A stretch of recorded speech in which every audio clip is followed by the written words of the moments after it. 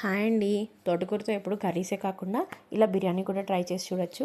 ఒకసారి అయితే ట్రై చేసి చూడండి. చాలా అంటే చాలా బాగుంటుంది. ముందుగా అయితే నేను స్టవ్ మీద కుక్కర్ని పెట్టుకుంటున్నానండి. నేను ఒక 6 to 7 మెంబర్స్ వరకు వండుతున్నాను. అందుకని కొంచెం ఆయిల్ అండ్ గీ వేస్తున్నానండి. ఇక్కడ నేనైతే 2 to 3 టేబుల్ స్పూన్స్ ఆయిల్ వేసాను అండ్ 1 టేబుల్ స్పూన్ గీ వేసుకున్నానండి. అది మంచిగా కాగిన తర్వాత దానిలో అయితే నేను బిర్యానీ మసాలాని యాడ్ చేసుకుంటున్నాను. ఆకులు, దాల్చిన చెక్క, ఇంకా పువ్వులు, నెక్స్ట్ లవంగాలు ఇవన్నీ యాడ్ చేసుకుంటానండి. ఇవన్నీ యాడ్ చేసుకుని అవి కొంచెం వేగాలి కదండి. అవి వేగడానికి నేను ఒకసారి 1 మినిట్ అయితే వదిలేస్తున్నాను, పైకి కిందకి కలిపేసి. దాని తర్వాత నేనైతే సన్నగా తరిగి పెట్టుకున్నానండి ఆనియన్స్.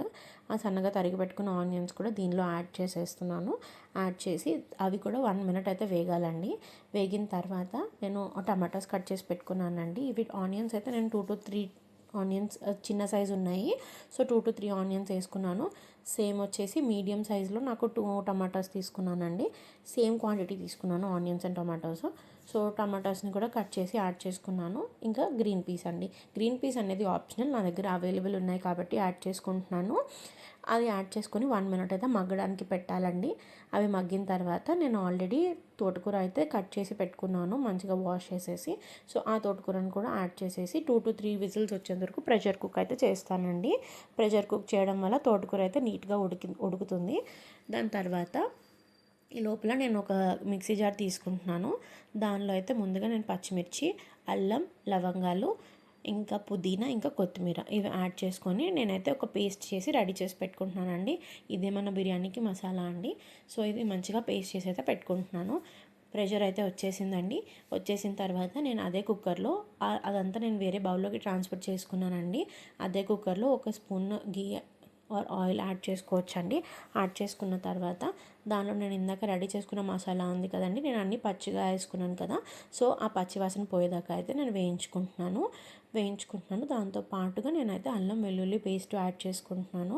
అల్లం వెల్లుల్లి పేస్ట్ కూడా వేగుతూ ఉండగానే దానిలోకి మనం యాడ్ చేసుకోవాల్సిన స్పైసెస్ లాంటివి యాడ్ చేసుకుంటాను. లైక్ సాల్ట్ యాడ్ చేసుకుంటున్నాను, పసుపు, ఇంకా గరం మసాలా ఈ 3 యాడ్ చేస్తున్నానండి. ఎందుకంటే నేను ఆల్రెడీ పచ్చిమిర్చి యాడ్ చేశాను కాబట్టి నేను కారం ఎక్స్ట్రాగా యాడ్ చేయట్లేదు.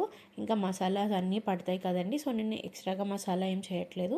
ఈ గరం మసాలా కూడా నేను ఇంట్లో చేసుకున్నానండి. చాలా ఎక్కువ ఘాటుగా ఉంటుంది, అందుకని నేను చాలా లైట్గానే యాడ్ చేసుకుంటున్నాను.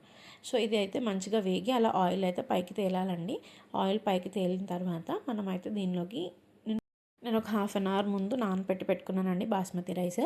ఒక గ్లాస్కి 2 గ్లాసెస్ అండి. ఒక గ్లాస్ రైస్కి 2 గ్లాసెస్ వాటర్ ప్రపోర్షన్లో. సో అదైతే నేను ఇందులో యాడ్ చేసుకుంటున్నాను. మీరు రెగ్యులర్గా వండుకున్నప్పుడు ఒక గ్లాస్కి 2 గ్లాసులు అయితే పోసుకుంటారు.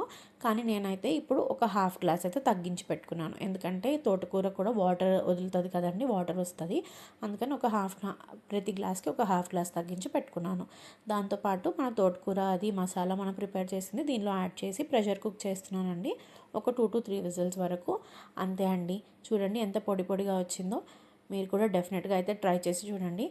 మీకు అట్లా సింపుల్గా తినడం నచ్చకపోతే కాజుని కూడా యాడ్ చేసుకోవచ్చు.